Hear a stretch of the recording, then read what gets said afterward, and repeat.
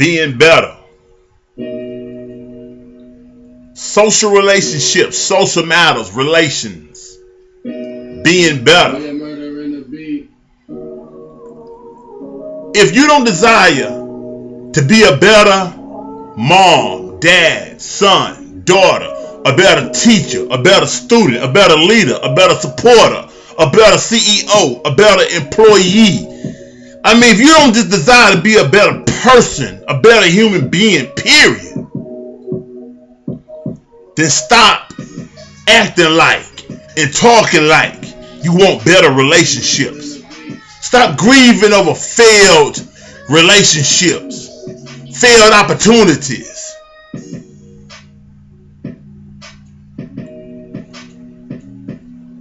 The main social problem today is that the average human being say, I know I'm not perfect. We say, I know I'm not perfect. But let me tell you something. Either I'm just talking mindlessly, meaning that there's no real substance, there's no real meaning or value behind my words when I say what I say, at least when it comes to that in that context. Either I'm just talking when I say I know I'm not perfect, or it's a lie. When it comes to who I am, yeah, I believe I'm perfect. You know, we're quick to say, accept me for who and what I am. This is who I am. Take it or leave it, right? That's what we say, right? You know, when we say that in one sense, that's right. I am who I am today. But see, if I'm to tell you that myself, if Hassan tell you that, I'm going to say, yeah, this is what you're dealing with right now. But one thing about me is I'm an evolving individual, so who I was last week ain't going to be who I am tomorrow. The same thing that captured my attention a year ago, the same kind of person, the same kind of things that really grabbed me a year ago, it's not going to be the same kind of individual, the same kind of things that still grab and excite me today. Why? Because Hassan is an evolving individual. Are you perfect? Or are you just talking?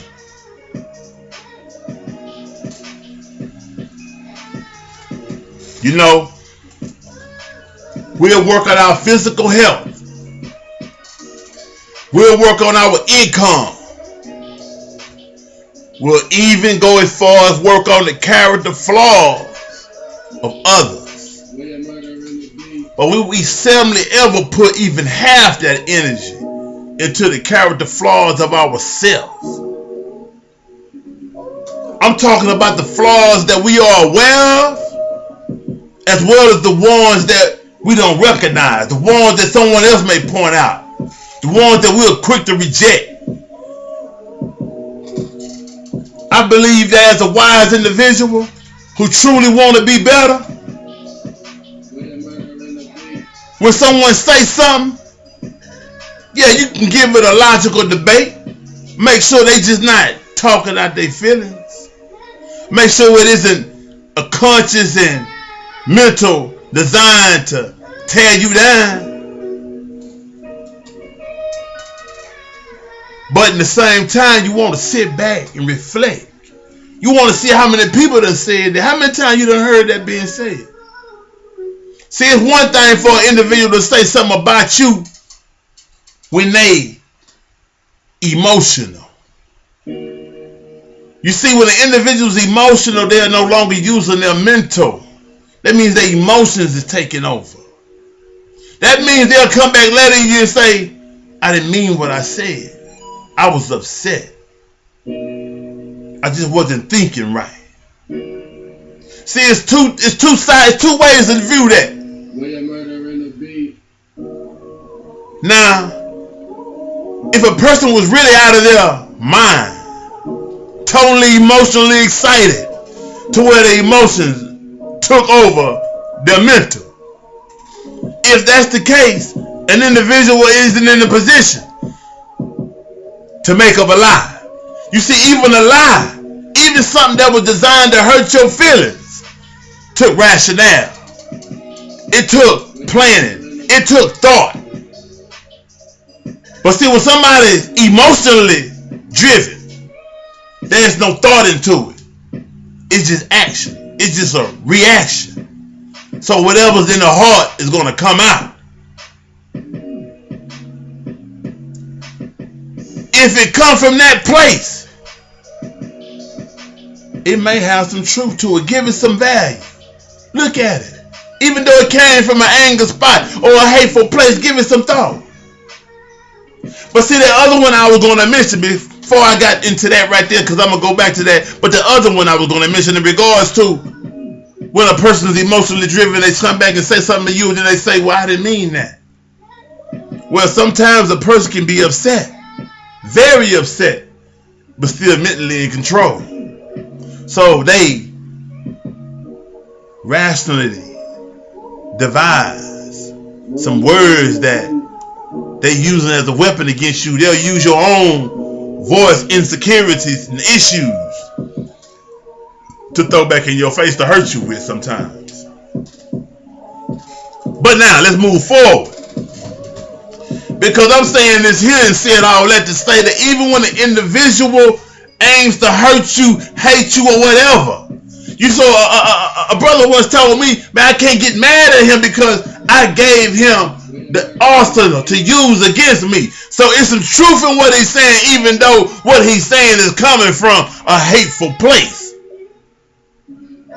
See, sometimes you have to look at not necessarily why a person's saying what they're saying, but what they are saying. Because what they are saying may very well be the truth.